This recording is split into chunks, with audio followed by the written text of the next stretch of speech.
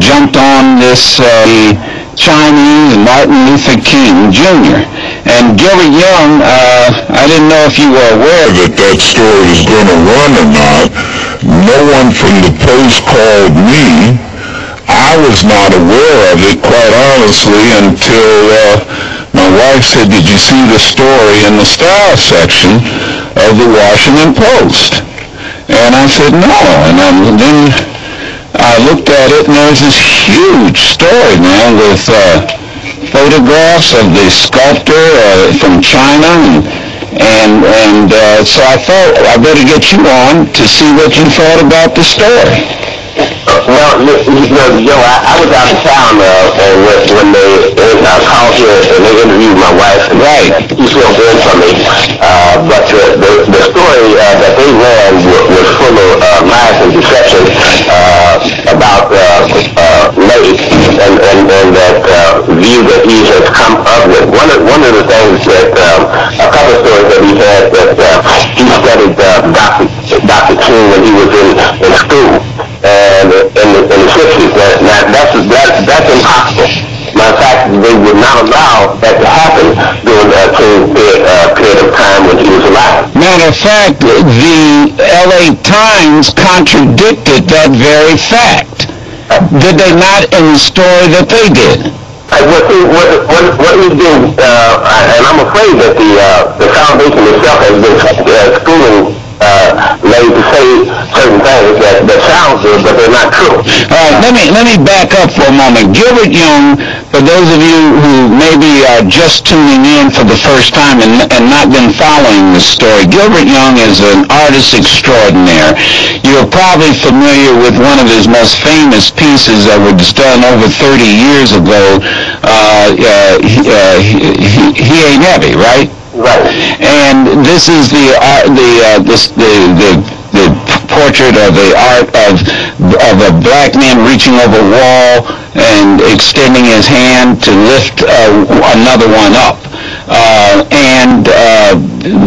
We were talking about this, that this Chinese sculptor had been selected to do the centerpiece. This is the actual image of Dr. Martin Luther King for the King Memorial. And Gilbert Young listens to the show, had emailed me, and I emailed him and told him, yeah, I talked about it, didn't get a lot of response, and he has been on a crusade, and I mean a serious one, to get other artists, particularly African-American artists, to protest against this selection. And it really has caught on. It has caught on. Well, the LA Times has done a story. Lou Dobbs got on it. I told Lou Dobbs about it. CNN has done a couple of little pieces. And then yesterday, the Washington Post did a major story in its style section, and that's what we're talking about.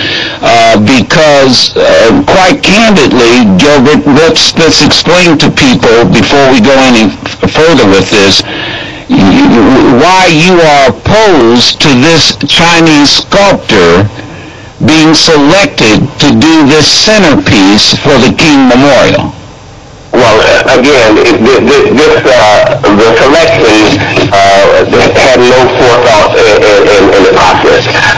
This man is part of the communist government. He is a paid member of that regime, which has violated all kinds of human rights, and still today they are supporters of that war in Darfur.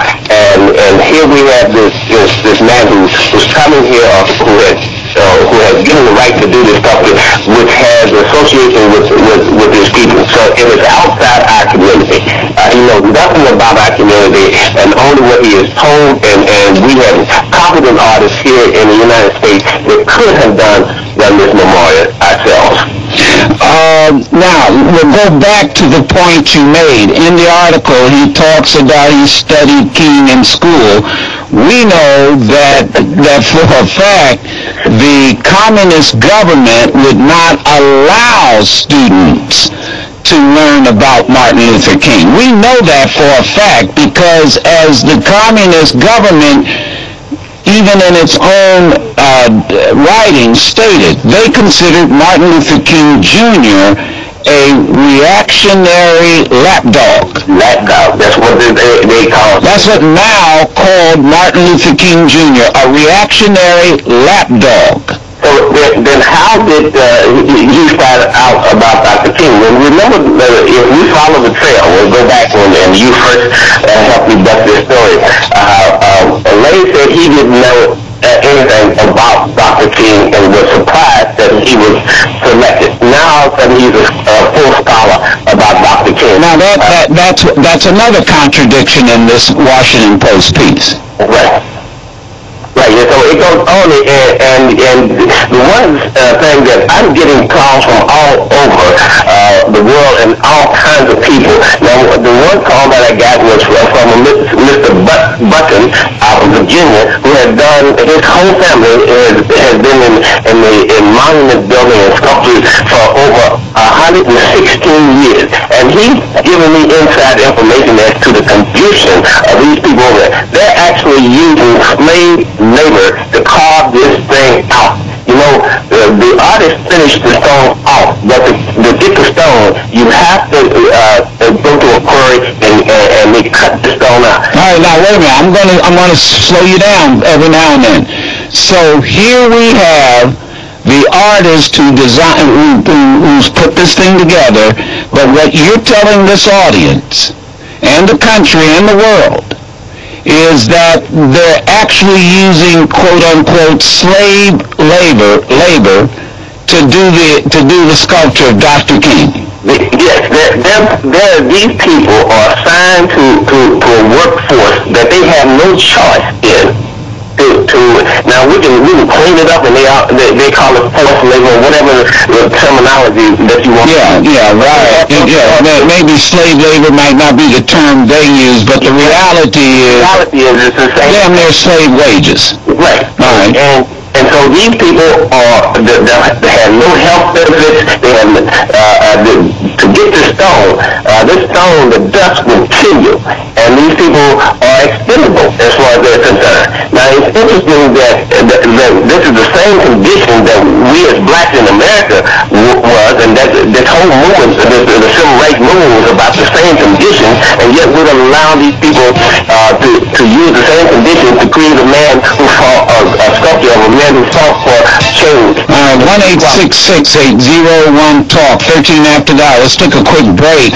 Phone number, if those of you read the article yesterday, give me a call, 1-866-801-8255, or if you didn't read the article and you've got a comment on this as we revisit this issue of King statue made in China. U.S. critics blast selection. Artist is bewildered. He's bewildered at why we're outraged about it. Well, I tell you what, suppose somebody from America did a statue of Mao. I bet you they'd be outraged in China. We'll continue.